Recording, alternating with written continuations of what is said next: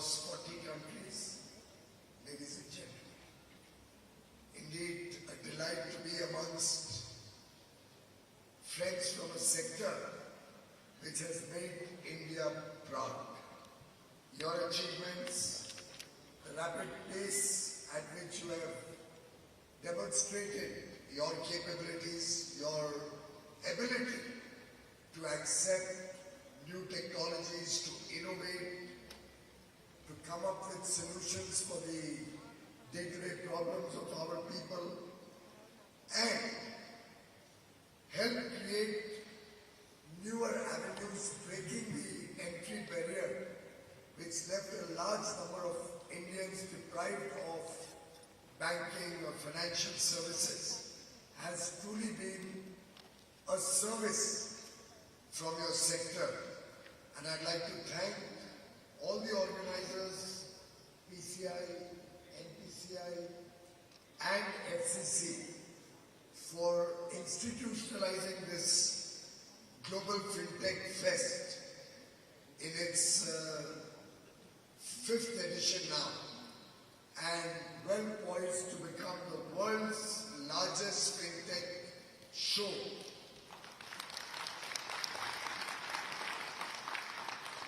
I'm privileged that I've had an opportunity to participate thrice so far.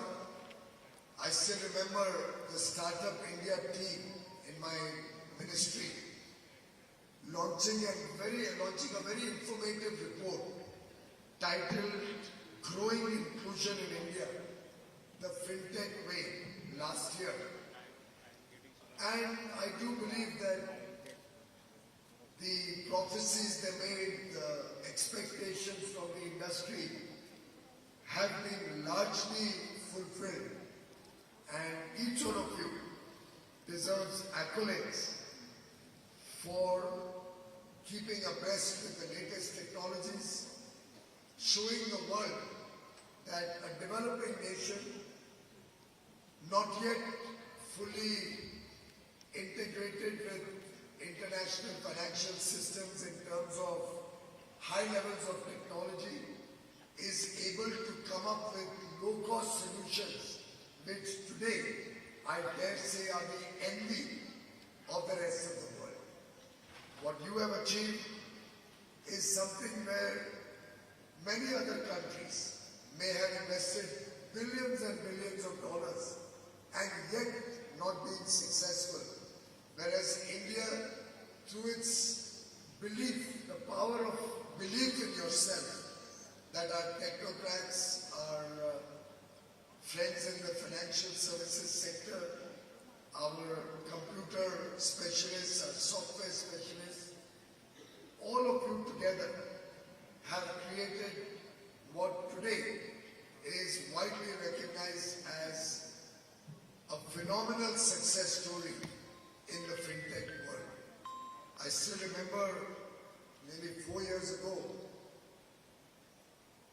I had been approached by a very prominent bank who was able to foresee what the India stack potential is and where it could go forward. And I still recall them 4 years ago, telling me that if you are willing to give even a small piece of the India stack equity ownership, we are happy to value it at several $100 billion. At that point of time, with today's revolution in your sector, which has helped democratize the financial world, take it to the last man at the bottom of the pyramid, across the country in every remote corner, and with $420 billion being transacted already through the payment systems that you have created, I think the valuation of any such India stack story or technology that we have been able to develop in India would be many times the number that was told to me a few years ago. Friends, the last decade has been transformational for India. I still recall, and I believe the Prime Minister mentioned about the success of the Jan Dhan accounts. This was launched 10 years and 2 days ago in 2014. And the idea was to take financial inclusion across the country to every single family. I still remember a lot of people had ridiculed the concept of Jan Dhan accounts and Prime Minister Modi's own confidence in his abilities to take banking to those who had been left behind, who were unbanked for generations. Prime Minister Modi had set a task that he would like every family in the country to have at least one bank account. And the zero balance bank accounts were conceptualized, were propagated and promoted throughout the country. I must acknowledge the humongous role played by our bankers, our public sector bankers, some of the private sector banks which had also joined in this humongous effort. And in barely 4 months, by early January, end of December, we had reached a situation of, if my memory serves me right, 130 million new bank accounts. Barely 125 days. We had gone up to 130 million no frills, zero balance Jan Dhan accounts. Truly a phenomenal achievement, given that a large number of these account holders had never even entered the premises of a bank. In fact, they felt very intimidated whether they would even be welcome or allowed to go into the bank. They also had a little bit of a hesitation that with no money in the pocket, with nothing to deposit, would they be valued customers of that bank? But Prime Minister Modi had the courage of conviction and the commitment that he wanted this to happen. And before him, in his mind, was a plethora of opportunities that he saw opening up through these Jan Dhan bank accounts.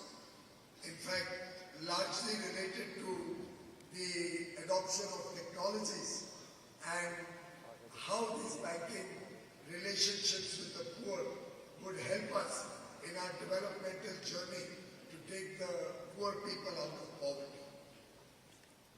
I recall in 2015 at Davos, Queen Maxima of Netherlands had an engagement on financial inclusion, and it was a breakfast meeting at Davos, and the entire session was focused on trying to understand from me how this could ever have been achieved, that we have managed to take a bank account to every family in the remotest parts of India, with the poorest of the poor also having a bank account. In most cases, a bank account in the name of the women of the household. And for them it was something very difficult to imagine, more so because even the Sustainable Development Goals had envisaged that we will have banking or financial inclusion reach all the people of the world by 2030. That was the SDG goal. But Prime Minister Modi, through sheer perseverance, with relentless monitoring of the program and holding officials accountable for performance during that 125-day period, successfully got the banks activated, got people involved, and we saw a revolution which has held us in good stead until today. And friends, Prime Minister Modi, in fact, taught many of us who were his colleagues, his junior colleagues, a lesson or two in management. Padmanabhanji just mentioned I'm a Mumbai Mumbai boy, and after studying chartered accountancy, doing law, running an industry, working as an investment banker, one did think that we would know quite a bit about how to manage programs. But believe me, friends, when I heard from the Prime Minister in one informal conversation how he had run the entire Jan Dhan initiative, it was an eye-opener. I can almost tell you, it was very much like an adolescent learning some new trick. And he actually, I still remember the conversation. I mainly gone there to discuss with him the coal auctions. Some of you may remember, there was a huge coal gate, a coal scam, where over 190 coal mines had been given out to friends and relatives without due process. And in September 2014, the Supreme Court had cancelled 190 coal blocks allotment and given us only 6 months to take these mines back into the market, offer it to newer people to run through a transparent process. We had created the whole system to auction these mines, and I had really gone to report to Honorable Prime Minister about the progress of my mining auction. During the meeting, just casually he asked me towards the end about how many LED bulbs my ministry had been able to market. Some of you may also recall we had launched a massive program, and a very successful one at that, to convert all the lighting in the country to LED bulbs. And I think today you must all be using very energy efficient LED bulbs in your homes, in your offices, which are hugely saving the energy consumption and the bills of the people of India. So he just asked me, how many bulbs have you sold? I don't know, unprepared. I said, sir, I'll find out and get back to you. He sat me down. It was early morning, I think about 8:30 or 9. And he explained to me. He said, Piyush, programs will not be successful unless there's aggressive monitoring and you hold people accountable with very regular interface. You're not going to be able to succeed. And then he spoke about the Jan Dhan accounts program that was launched in August of 2014. I very enthusiastically said that yes, I remember in the cabinet meetings on Wednesday he was giving us details about the progress of the Jan Dhan program and what's happening. He said, no, on Wednesday I'm only giving you, all my members of the cabinet, my colleagues, a report card of what's happened in the previous week. But I'm working every single day. Every single morning, I've dedicated time. This is the Honorable Prime Minister speaking. I've dedicated time to make the Jan Dhan program a success. Every morning, he would take a report of all the 700 odd districts across the country to see who was performing well, who were the laggards, what was the progress against stated targets.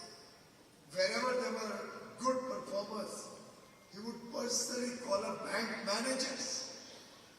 Friends, imagine the impact on the system when the Prime Minister of India calls up a bank manager to compliment him for the good work and the effort he is doing to serve the less privileged sections of society. For the laggards, he would call them up, or at least some of them, try to understand their difficulties, if any, encourage them to do more. And friends, the few people that he would talk to, word would spread like wildfire in the banking system. And imagine the impact it had on each of those branch managers who heard that the Prime Minister has called.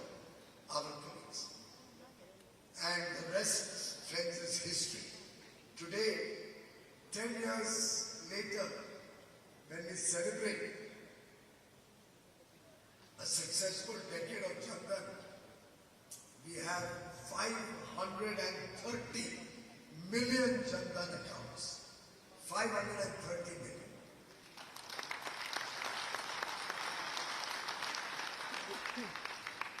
Every willing adult in the country today proudly has a bank account of his own. He's able to transact his work through the bank account. The poor and less privileged sections of society who are beneficiaries of government's affirmative action are able to receive the money in their bank account without any middlemen, without any corruption, through a completely honest and transparent mechanism, the DBT, direct benefit transfer, which rests on the JAM Trinity, Jandan account, Aadhaar number and mobile phone, all of which have been saturated throughout the country so that every person has his own identity in terms of the Jandan, in terms of the Aadhaar number, has a bank account, often a Jandan account, and by and large today every family would have their own mobile phone.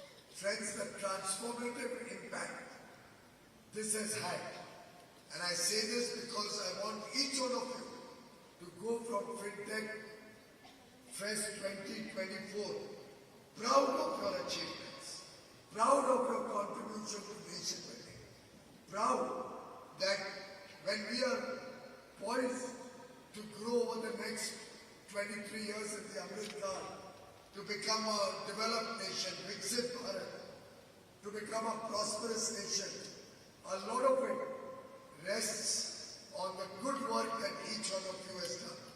And I am very confident that this good work will hold us in good stead as we perform, as we transform, as we reform the nation, as we work collectively to make sure that no person is left behind as the country goes forward.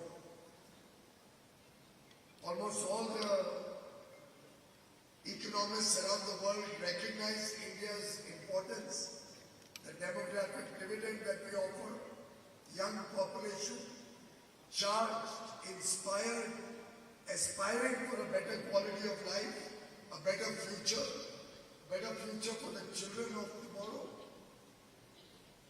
A country which is growing at 7-8%. In fact, in US dollar terms, we are growing at about 10%. That means we are doubling our GDP every 7 years. Fifth largest economy, poised to become the third largest as per IMF estimates in the next 3 years. A country on the move. And friends, I must acknowledge a lot of that forward movement, a lot of this success story rests on the wonderful work that the Fintech sector has done, your contributions, particularly when we had the COVID pandemic, kept the wheels of the economy moving fast, moving rapidly. Your innovation, your engagement with every section of society, your imagination of newer ideas, and the passion that the Fintech sector brings to the table is truly envious. Almost reminds me of that old Onida ad that Padmanabhan, you may remember, Chris, you remember, maybe some of the youngsters may not have seen it. The old Onida ad, owners, pride, neighbors, envy. And I think that's the India Fintech story.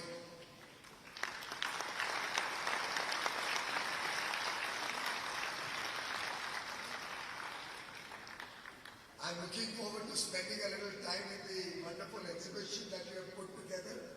Somebody just told me that it's very crowded and there are too many people. It's probably been the largest footfall beyond estimation, 85,000 people coming in already. Compliments to all the organizers. But please, that will not deter me from going to the exhibition because I'd love to see the good work you and your colleagues have put together. And now being a Lok Sabha representative from North Mumbai, I think I shouldn't be worried about the crowds. I welcome crowds. I'm told there are some very, very notable startups also who have presented their story. Sankul Capital, who talks about rural women being financed. Micron Sure, who's working with migrant workers and their welfare, their financial inclusion. Several influencers like Sharan, Anushka Rathod, my compliments to all those, many of whose names I could not take today, for all the wonderful work you're doing. May I, in conclusion, just make a couple of suggestions.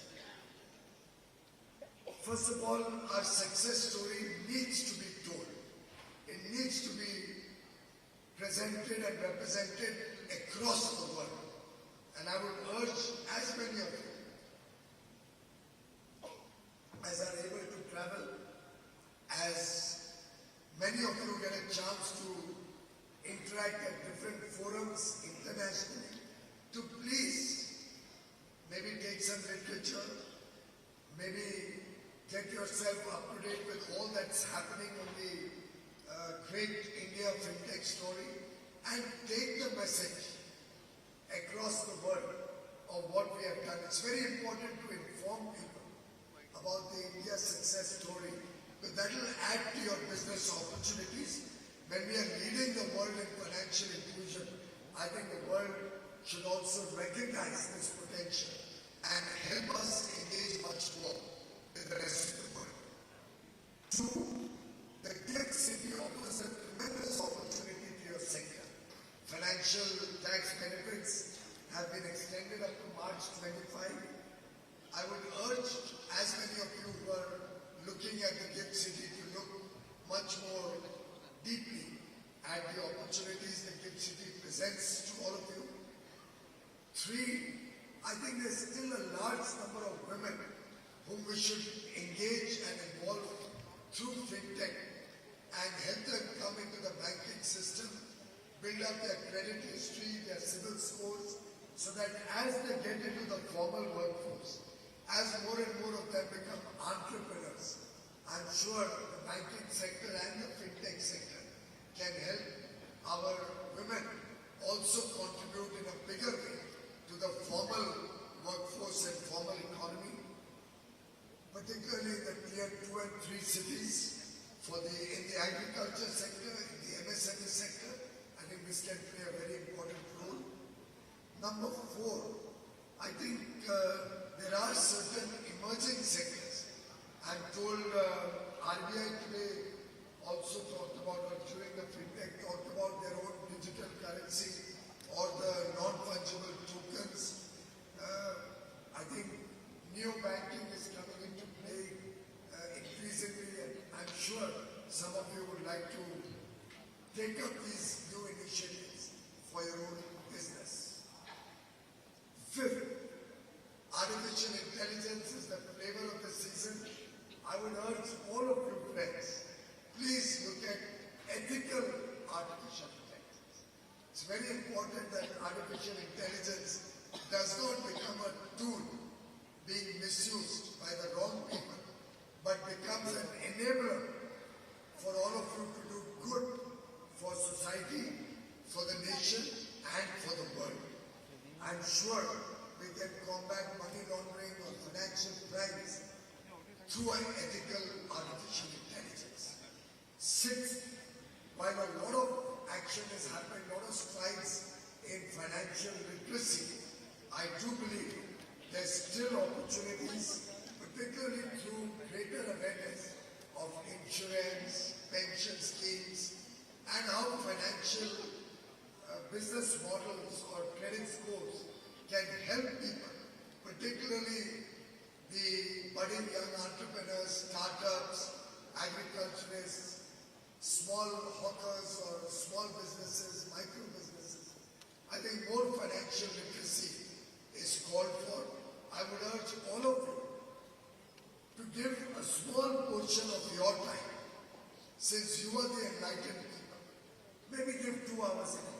one day. And Chris knows my views about it. I've said it on many occasions at the National Startup Advisory Council also.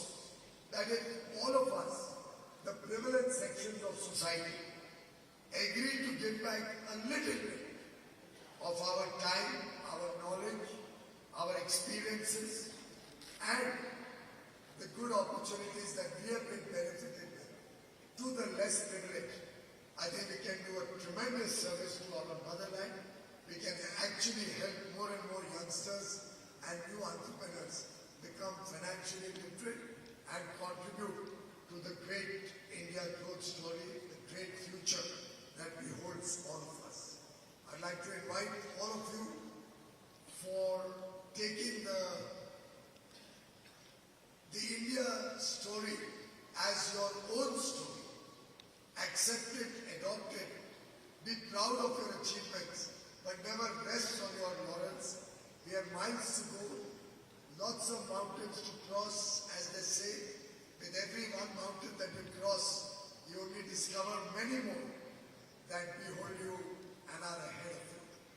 As the Honorable Prime Minister said today, and I'd like to reiterate, and I quote, I believe India's Fintech ecosystems will enhance ease of living of the entire world, and our best is yet to come. My best wishes to all of you. God bless you.